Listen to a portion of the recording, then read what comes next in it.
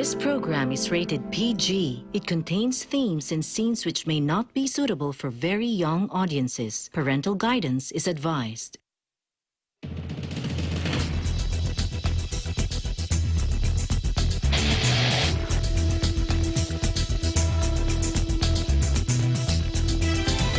We're working to connect a region of over 600 cultural bridges between our lands.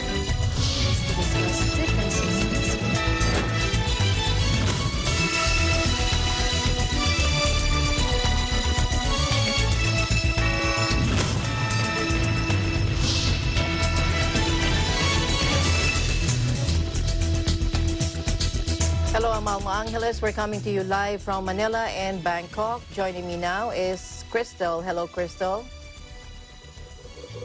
All of our viewers, yes, I am Crystal Mapa, live from Thailand, bringing you the news in the dynamic Asean region. On today's headlines. Myanmar's ambassador to Britain, ousted from his London embassy, calls for the international community to help his country after the UK confirmed it could no longer recognize him. The United States slapped sanctions on Myanmar's state gem company, vowing to deprive the military junta of a key moneymaker as it violently suppresses democracy protests. The Philippine Consulate General in New York has joined the Asian community in calling to an end to the increasing hate crimes against Asians across the U.S., the latest of which was the brutal assault of a 65-year-old Filipina in Manhattan. Meanwhile, Filipino Noel Quintana shared his experience when his face was slashed in a subway in New York.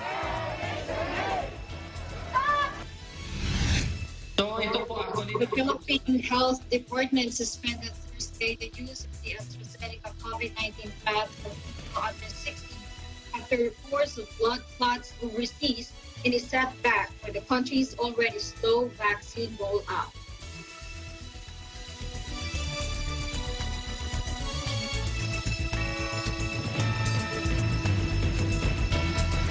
First, to the ongoing crisis in Myanmar, the ambassador to Britain. Myanmar's ambassador to Britain, ousted from his London embassy, calls for international help from the community to help his country after the UK confirmed it could no longer recognize him. Shortly after his statement to reporters, a small group of protesters gathered in front of the embassy, chanting slogans against Myanmar's ruling junta. Let's listen in.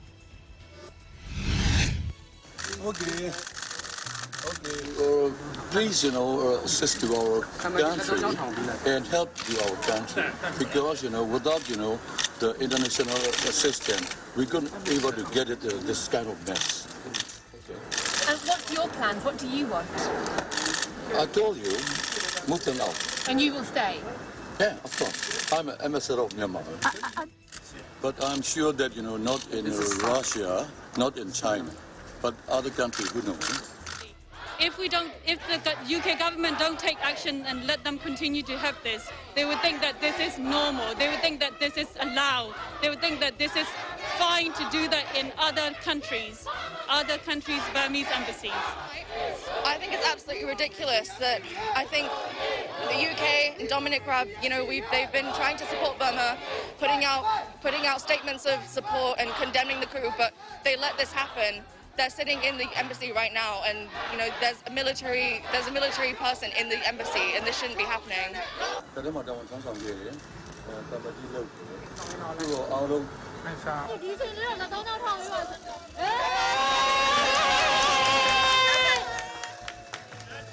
Kyaw Zwar Min raised the prospect he could die if he returned to Myanmar, as if he thought he would be killed if he went back as military leadership has requested. He said, who knows? Britain confirmed Thursday that it could no longer recognize Myanmar's ambassador in London after the ruling junta issued formal notification that he had been withdrawn for supporting the deposed government.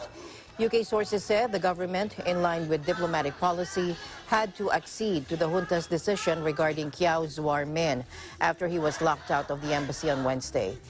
Now, Kiao Zuarmin, a former colonel of 30 years standing in the military, spoke ahead of a meeting at Britain's foreign ministry at 1 p.m. local time and characterized the move by the UK not to recognize him a British decision, not mine. He also said he was in no doubt that the military junta in Myanmar would regard him as a traitor because of his condemnation of the recent coup. He added he had not been in contact with arrested civilian leader Aung San Suu Kyi following his removal. Diplomats loyal to Myanmar military authorities appeared to have seized control of the embassy in London, leaving the ambassador out in the street and forcing him to sleep in his car overnight as anti-junta protesters demonstrated.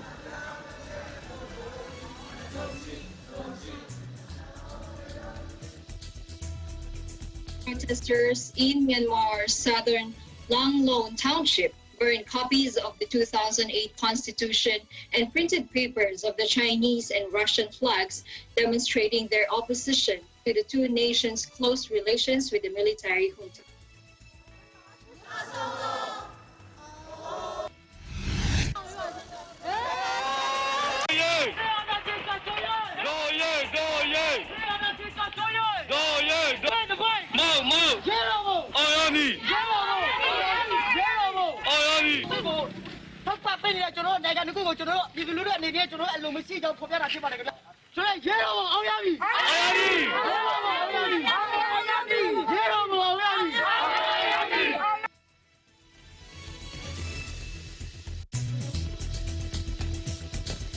The United States on Thursday slapped sanctions on Myanmar State Gem Company, vowing to deprive the military junta of a key moneymaker as it violently suppresses democracy protests. Take a look.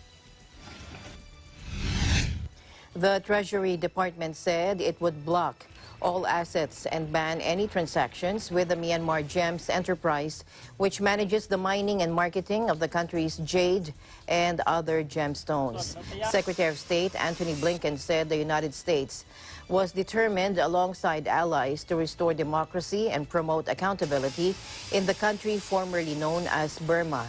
He said by imposing targeted sanctions on this entity, we are sending a clear signal to the military that the United States will keep increasing pressure on the regime's revenue streams until it ceases its violence. This in a statement. He said the United States would turn up the heat until the junta releases all those unjustly detained, lifts martial law and the nationwide state of emergency, removes telecommunications restrictions, and restores Burma to the path of democracy.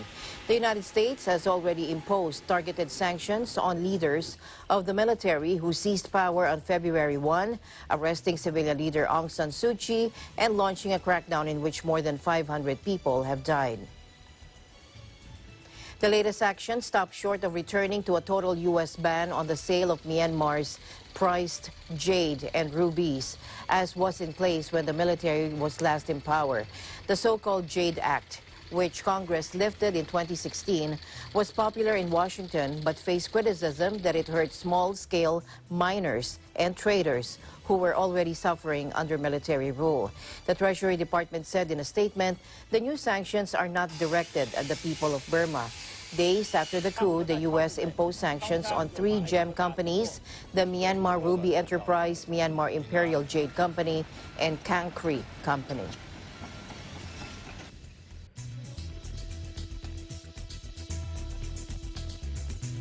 A UK judge on Thursday blocked an extradition appeal by a Vietnamese teenager wanted by Belgium in connection with a people smuggling operation that led to the deaths of 39 migrants in southern England. Ngo Sai Thai, also known as Hung Sai Trong, is accused by Belgian authorities of running the safe house that held the migrants and transporting them to a location near the France-Belgium border. Ngo, 18, fled to Birmingham in central England via Berlin following the discovery of the 39 dead men, women and children in horrific conditions in the back of a sealed lorry unit in October 2019. The migrants, the youngest of whom were 2 15-year-old boys, suffocated in the container as they were being transported to what they had hoped would be new lives in Britain. Defense lawyer Joel Smith appealed against the extradition over the lack of detail in the charges against the teenager, explaining he wasn't able to give sufficient legal counsel. However, Westminster Magistrates Court District Judge Mark Jabet said in his written ruling that Ngo should be extradited. The court heard that the Vietnamese teenager, who was 16 at the time of the crime and faces a possible 20 years in prison if convicted, ran a safe house in Anderlecht in Brussels used for the trafficking of other Vietnamese nationals. He said Ngo arranged for taxis to take the Vietnamese migrants to a location near the France-Belgium border before they were put on the lorry bound for the UK. Sternberg said the migrants kept at the safe house were forbidden to leave and were obliged to be silent during their stay. The four ringleaders of the people smuggling ring were jailed in January in the UK after being sentenced to between 20 and 27 years in prison for their role in the tragedy, which cast a shocking new light on the lengths migrants will go to in a bid to reach Britain.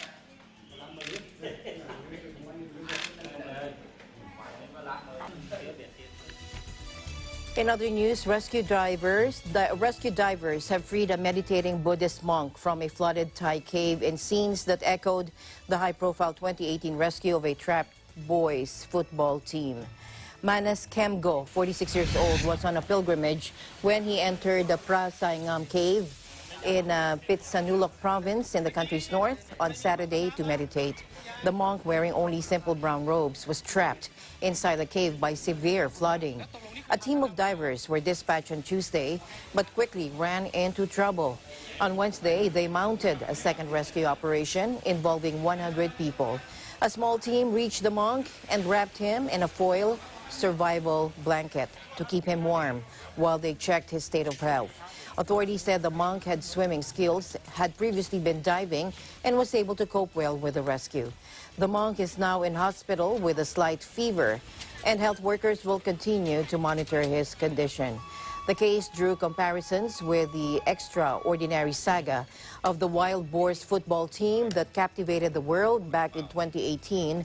After an 18-day ordeal, the 12 young boys and their coach emerged safely from Tam Luang Cave in northern Thailand after a rescue mission involving foreign expert divers and the Thai Navy.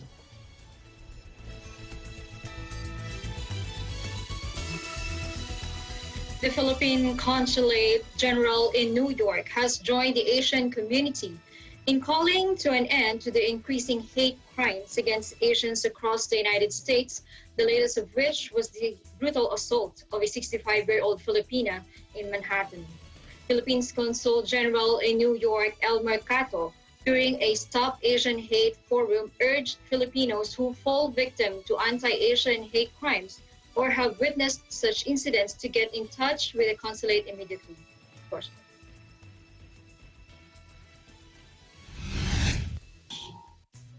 We all understand the importance and the urgency of the call for an end to hatred, racism, and violence. As we all know, the Filipino community has been hit hard by the coronavirus pandemic. But even as we struggle to cope with its ill effects, we suddenly find ourselves confronted by hate crimes and other types of race-based violence. It's really unfortunate that our kababayan in New York and other parts of the United States have been caught in this racial turmoil, along with other Asian Americans and Pacific Islanders. In New York alone, the number of hate crimes against the Asian American community rose from just 3 cases in 2019 to 29 cases in 2020. And this year, just barely 3 months into 2021, there are already 39 cases. We are deeply disturbed by this drastic surge in hate crimes. Early last week, we saw how our 65-year-old kababayan, Vilma Carey, was violently assaulted by a former convict while on her way to church in Manhattan. A few weeks earlier, 61-year-old Noel Quintana, who is with us tonight as a resource speaker, was slashed in the face while riding the New York subway. There are other incidents of similar violence inflicted on Filipinos and other members of the Asian American community.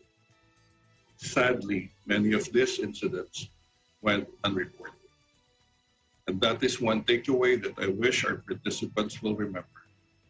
Do not be silent when you witness a hate crime. Just as New York City has constantly reminded us, when you see something, say something. We therefore call on all Filipinos who experience or witness any hate crime to immediately dial 911 to report the incident. We also urge Filipino victims or those who know of Filipino victims to immediately get in touch with us at the Consulate General so we could render assistance through our hotline. This is something which we all can and should do in the Filipino spirit of bayanihan. And I would like to share my experience regarding violence in the subway. On February 3rd, I was about to go to work to my main job in Harlem, and it's about 8 o'clock in the morning. And I took the L train, and it's full. So I stood on the entrance while standing there silently. There's a man who boarded the train in Bedford, and he stood beside me. While standing there, in a few more minutes, he started kicking my bag, so I moved towards his back, so that he won't be able to be disturbed anymore by my back. And I put my bag in front of me, and but a few more minutes, he still kicked my bag, and then that's the time where I went inside the train and I told him, "What's wrong with you?" And that's also the time where he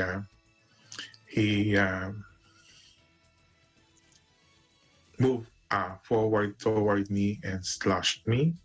And it's also the time where the train stopped and opened the door. So after slashing, he fled outside, and asked for help.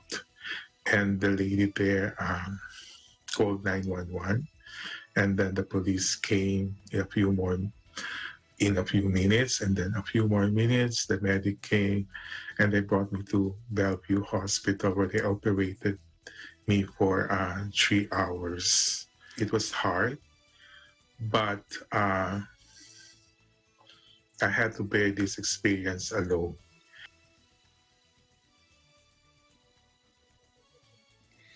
The United States has seen a surge in anti-Asian violence in the past year, which activists have blamed on former President Donald Trump's rhetoric, especially his repeated description of COVID-19 as the China virus. Anti-Asian hate crimes almost tripled from 49 to 122 last year across 16 major U.S. cities, even as overall hate crime fell 7%, according to a recent report by the Center for the Study of Hate and Extremism. New York has more than 1 million inhabitants of Asian descent.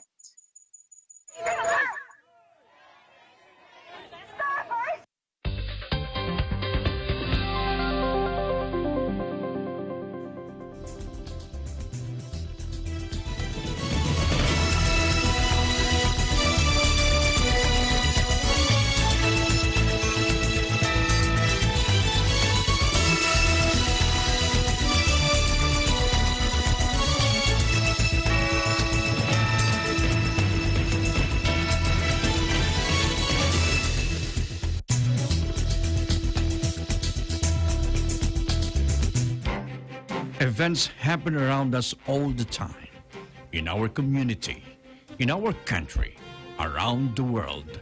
Events that affect people, move communities, or simply inspire us.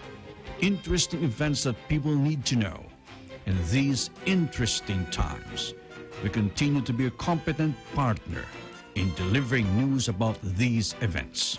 Fast, accurate, balanced, eagle news, because we live in interesting times.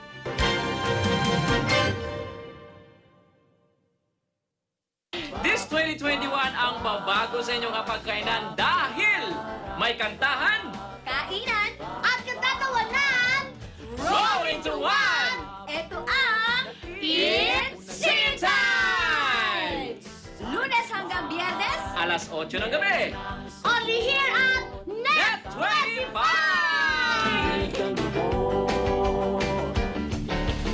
It's singing time!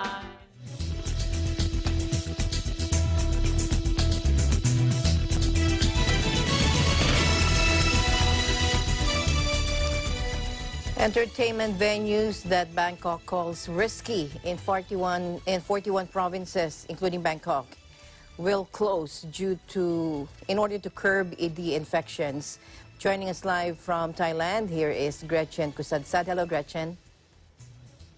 Hi,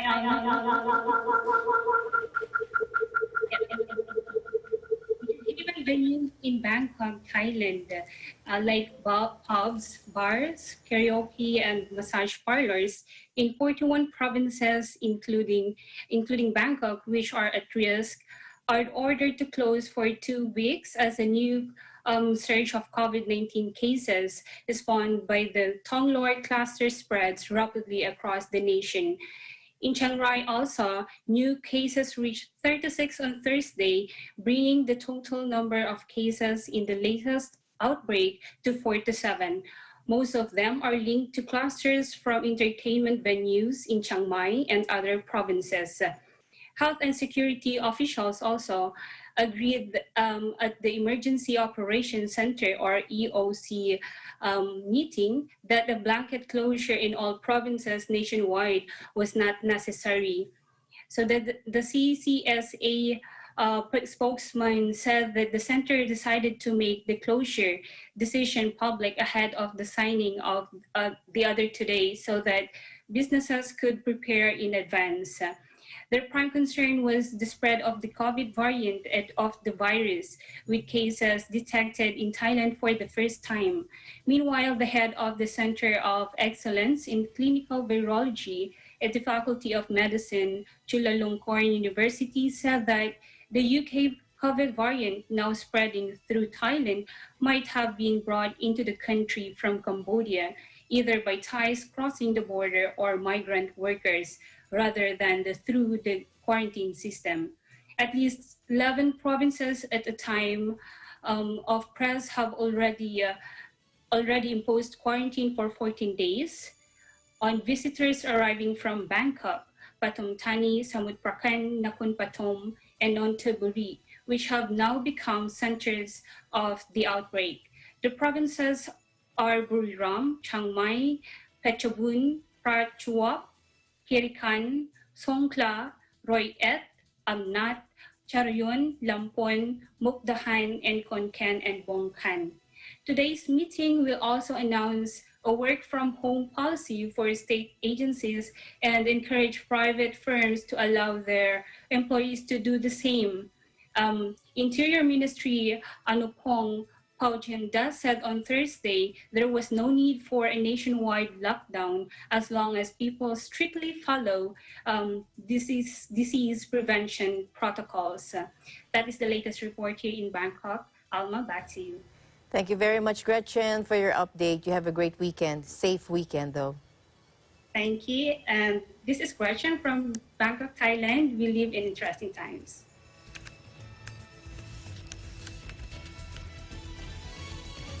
Meanwhile, in Philippines, the Interagency Task Force for the Management of Emerging Infectious Diseases will discuss on Saturday the implementation of quarantine classification in Metro Manila and 4 nearby provinces after April 11, Malacanang said on Thursday. This developed after some members of the cabinet met Thursday to tackle the government's response efforts to curb the spread of the coronavirus disease 2019 in the country. Presidential spokesperson Harry Roque said in a press statement, Metro Manila, Bulacan, Cavite, Laguna, and Rizal, or the so-called NCR Plus, have been placed under the most restrictive enhanced community quarantine, or ECQ, since March 29. President Rodrigo Duterte has approved the release of 23 billion worth of emergency subsidy to around 22.9 million beneficiaries affected by the implementation of ECQ. Each recipient can avail of either in-kind or cash assistance amounting to 1,000 pesos per person or 4,000 pesos per family.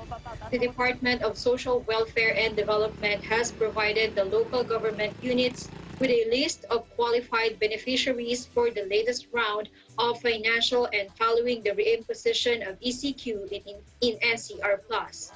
During the meeting, cabinet officials also agreed to let the LGUs at the barangay level handle the pre-positioning of goods, including the distribution of wellness kits to those who tested positive for COVID-19, Roque said.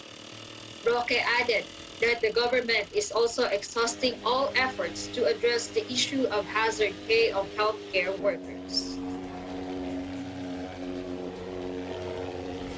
Staying in the Philippines, National Task Force Against COVID-19 Chief Implementer and Vaccine Czar Secretary Carlito Galvez reported that the Philippines is ranked 50th among 155 countries in terms of administering the COVID-19 vaccine, according to financial and media company Bloomberg's tracker as of April 5. Bloomberg's data also showed about 673 million doses have been administered across 155 countries, enough to vaccinate 4.4% of the global population. Take a look. Una po, makikita po natin sa ating tinatawag natin sa next slide please.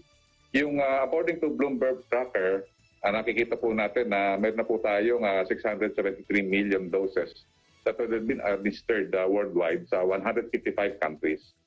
The rate ng approximate natin is 16.2 million doses a day.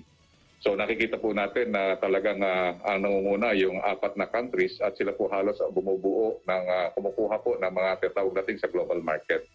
At nakita po natin, ang ranking po natin para malaman po ng iba ay Philippines ay rank na po na 50th out of the 155 countries with a total of 854,063 doses administered as of 5 April.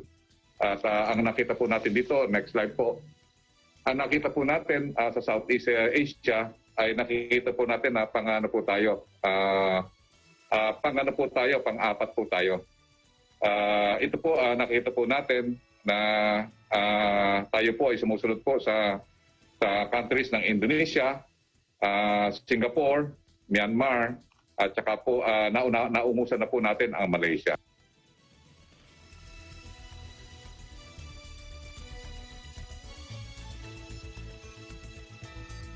President Duterte has directed the Philippine Health Insurance Corporation, or PhilHealth, to expedite the payment of claims of hospitals, Malacanang said Thursday. This after the state-run medical insurer earlier acknowledged slowness in its processing of reimbursement claims by hospitals. Presidential spokesperson Harry Roque said PhilHealth has approved the application of a debit credit payment method to facilitate the settlement of accounts payable to healthcare facilities during the state of public health emergency due to the COVID-19 pandemic. This HCFS must likewise have no interim reimbursement mechanism fund balance on record, he added. Roque explained the HCFS must be attending to COVID-19 patients or providing the SARS-CoV-2 testing package, and their accreditation is not suspended during the applicable period. He also expressed confidence that the DCPM of public and private hospitals amounting to around 9.7 billion pesos would mean continuous delivery of healthcare services.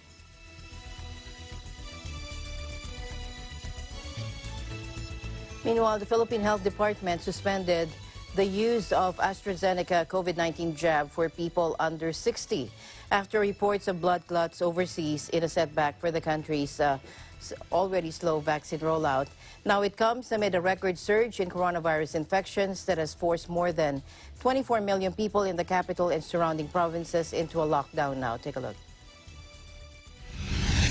So ito po actually nakipag-usap na rin po ako sa DOH, no?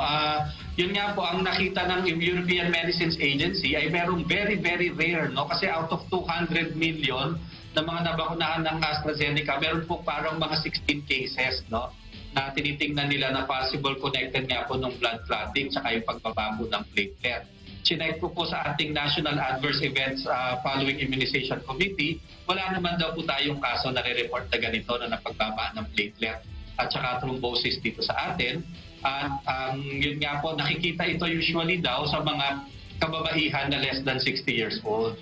So we asked DOH na kung meron pa pong natitirang AstraZeneca vaccine, siguro ay wag muna natin gamitin sa mga people below 60 years old until we get clearer evidence at saka clearer guidance from WHO at saka sa atin pong mga expert.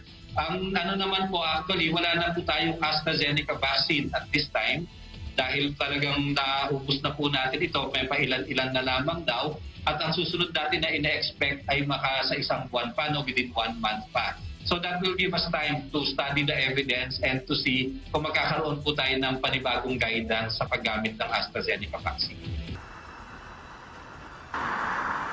The Philippines has received around 2.5 million doses of COVID-19 vaccine so far, the majority from China's Sinovac.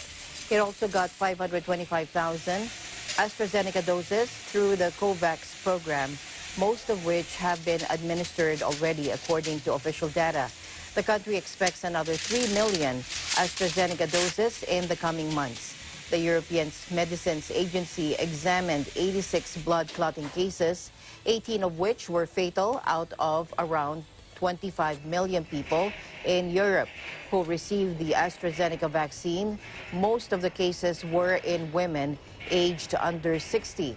Several European countries have suspended the use of AstraZeneca's vaccine for younger populations after it was earlier banned outright in several places over blood clot scares. The EU's medicines regulator said Wednesday blood clots should be listed as rare side effects of the jab, but the benefits continue to outweigh the risks.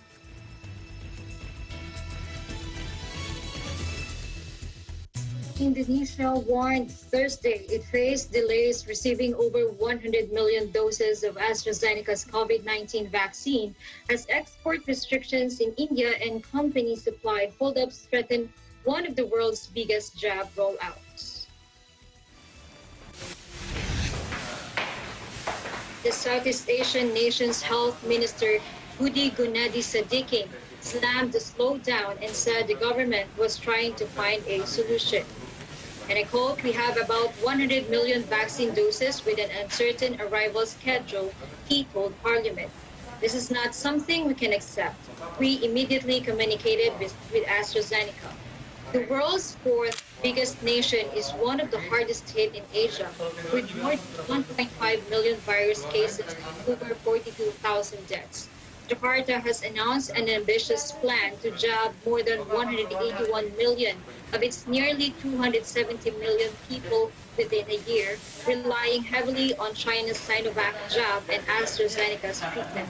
Indonesia had been on track to receive some 54 million doses of AstraZeneca's vaccine through the COVAX Global Vaccine Sharing Program. It is also expecting another 50 million doses in direct deals with the UK-based pharma giant and state-owned Biopharma.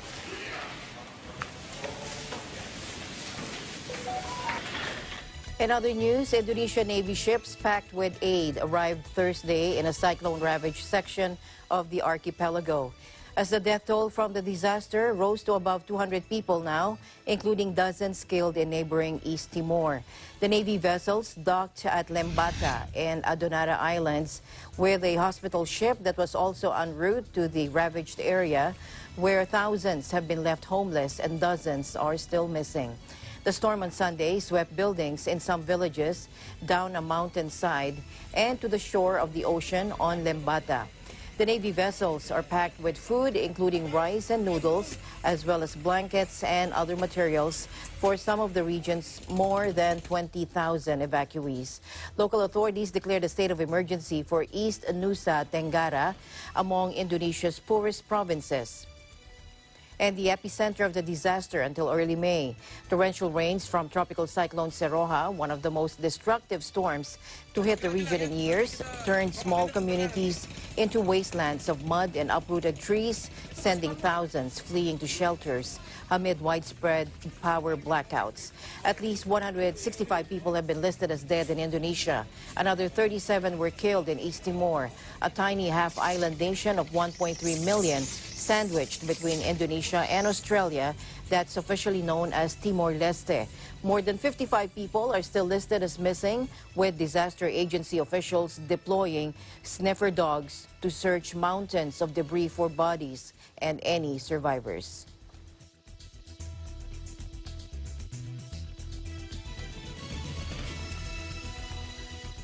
In Indonesia, a French man has been sentenced to 8 years in jail for molesting a young boy in Bali, prosecutors on the Indonesian holiday island said Thursday.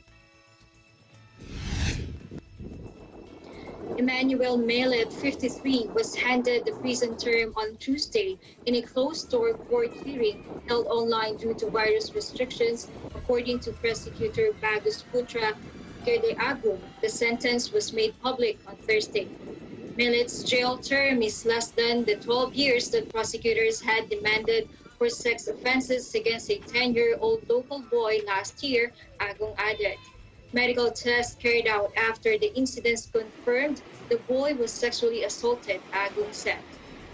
Melet's lawyer said his client would also consider appealing the sentence, which included a fine of 100 million rupiah or $6,800 or an extra 3 months in jail.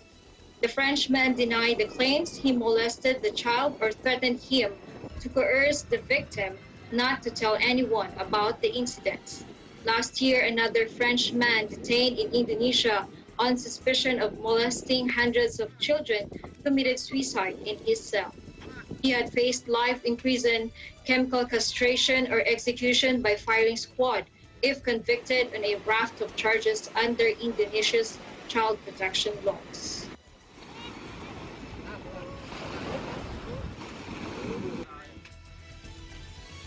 Going back to Philippines, the Philippine Defense Department said Thursday it was keeping all our options open as a diplomatic row with Beijing grows over hundreds of Chinese vessels in the contested South China Sea.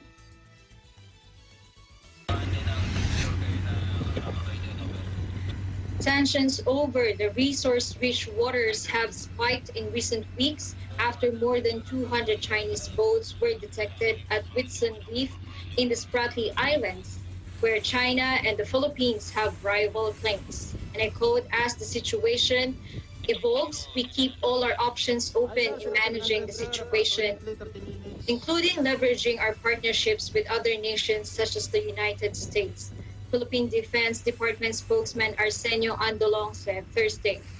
Andolong's comments came after the United States reminded China of Washington's treaty obligations to the Philippines in the event of an attack in the waters. Many of the boats detected at Whitsun Reef on March 7 have since scattered across the Spratly archipelago, which is also claimed in whole or in part by Brunei, Malaysia, Taiwan, and Vietnam.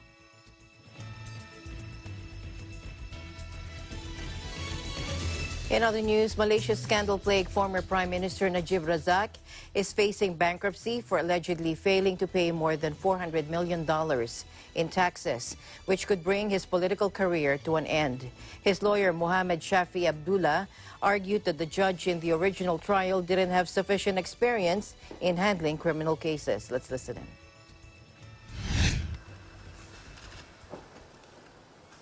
In history in Malaysia, cases of this magnitude, this is the biggest case you can find, not just in Malaysia, but in the world. I can say that, huh?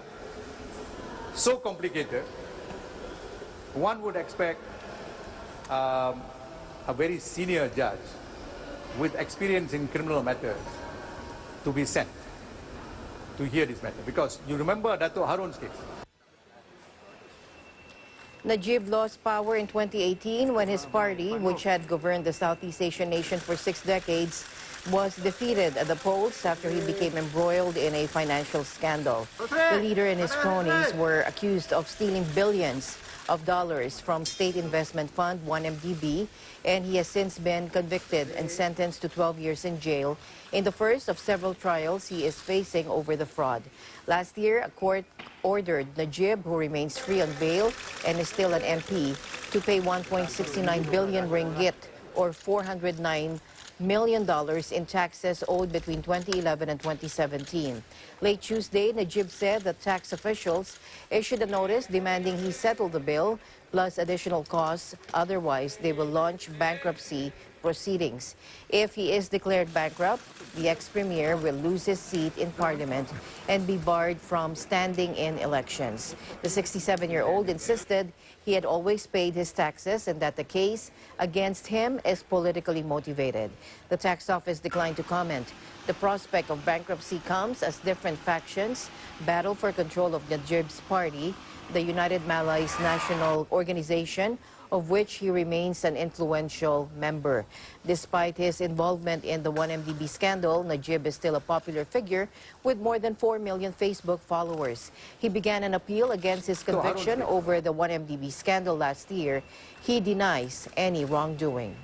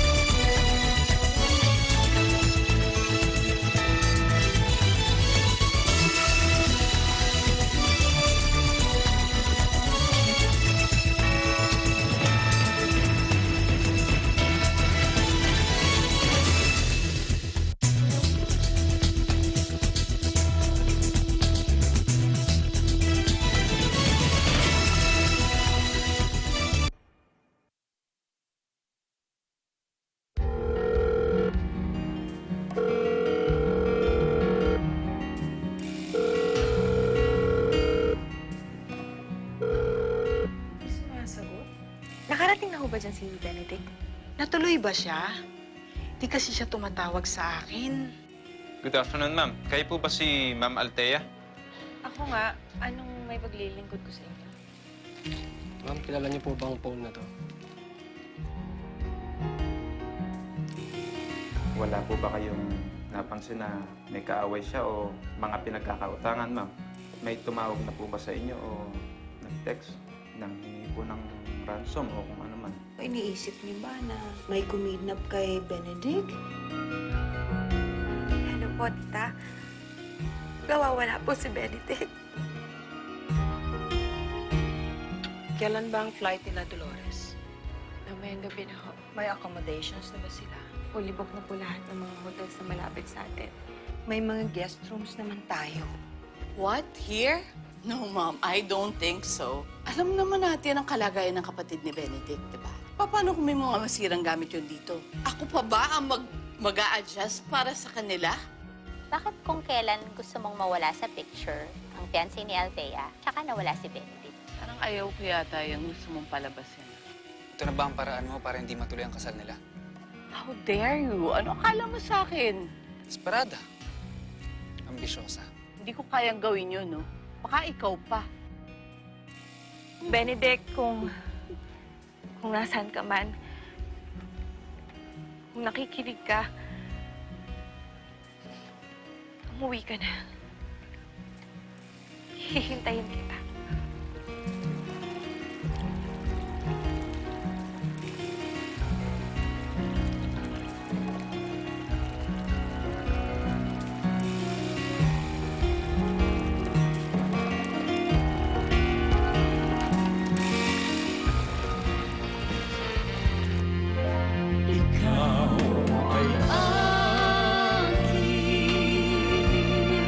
At ako'y sa'yo.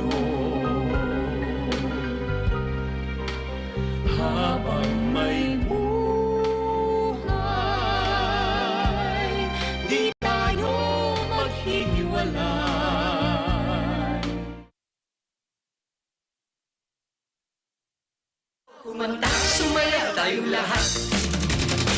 Kay saya-saya.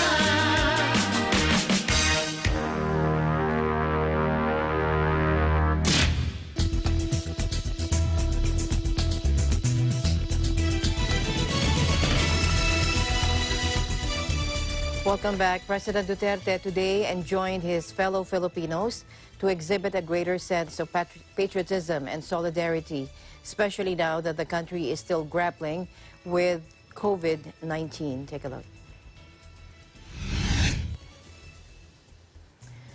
President Duterte made the call as he joined the entire nation in commemorating Araw ng Kagitingan or Day of Valor. In his message, Duterte also hailed the frontliners whose dedication to fighting COVID-19 is worthy of imitation.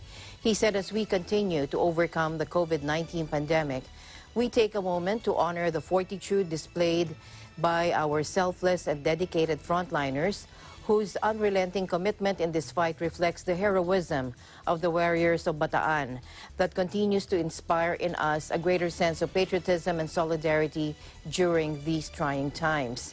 An estimated 60,000 Filipino and American troops on April 9, 1942 were taken prisoners of war by the Japanese. They were forced to walk some 112 kilometers from Mariveles, Bataan to Capas, Tarlac under the sun with no food and water for days. The forced march of the prisoners is known as the Death March. Among 18,000 Filipino soldiers and 650 Americans died during the Death March due to exhaustion or were either shot or bayoneted to death. Duterte said the meaningful and solemn occasion serves as a reminder of the unyielding determination of the Filipino to prevail over all forms of adversity.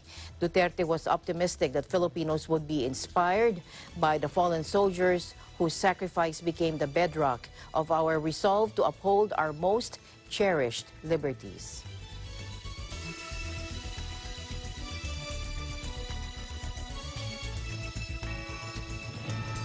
Finally, in our news, a U.S. Navy destroyer sunk during World War II and lying nearly 6,500 meters below sea level of the Philippines has been reached in the world's deepest shipwreck dive, an American exploration team says.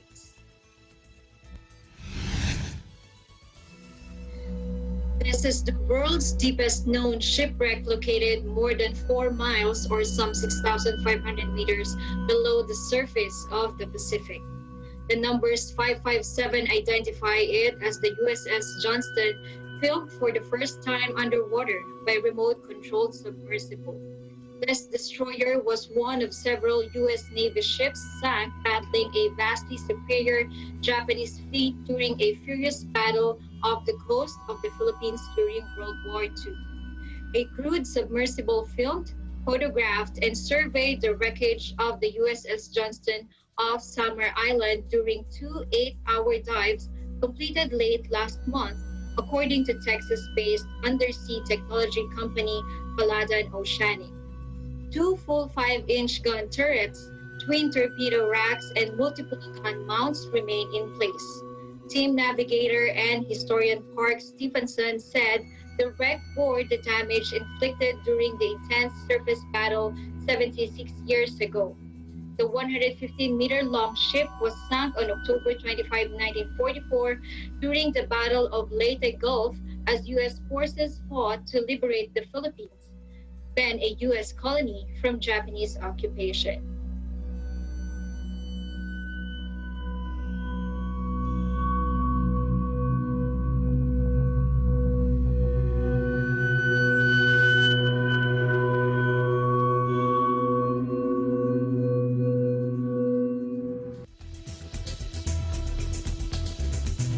Thank you for joining me today. Thank you for keeping me company, Crystal. You have a great weekend. Thank you so much. Thank you so much, Alma. And just before I go, in behalf of all the correspondents of Asean Bureau, we would like to greet a happy birthday to our brother, Willen Regalado. Happy birthday. Oh, okay. A special shout out to Brother Willen Regalado, who's always guiding our ASEAN Bureau. Happy birthday po. And that's the latest news around the dynamic ASEAN region. Thank you so much for watching. Again, I am Crystal Mapo from ABC Thailand Bureau. We live in interesting times. We'll see you back next week. I'm Alma Angeles. We live in interesting times.